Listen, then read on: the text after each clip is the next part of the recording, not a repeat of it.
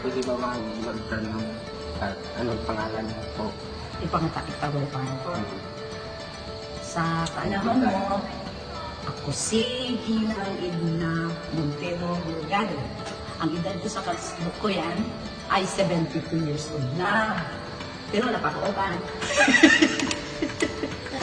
Tapos, ano ang pinakamalaking pagbabago na nakita mo sa iyong komunidad sa mga nakaraang taon?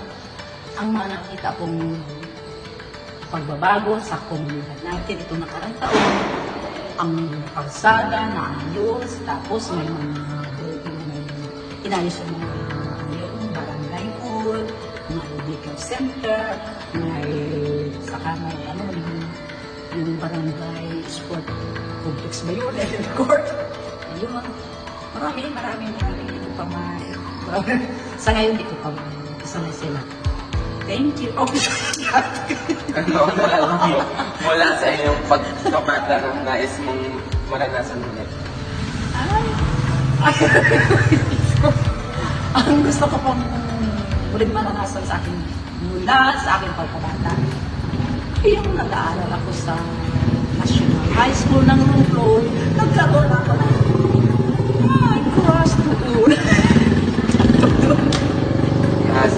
Ano ang pinakamalagang kaganapan na nangyari sa iyong buhay?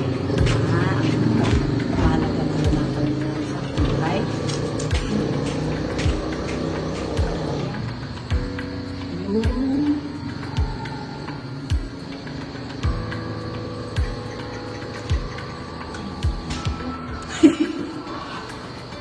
Ano ba?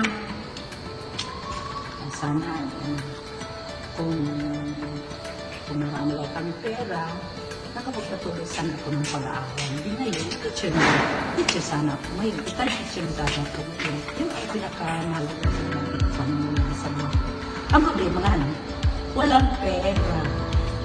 Ay, ako nakapagpatuloy ng pag-aaral. Sige lang ako, sige lang school lang ako. Ay,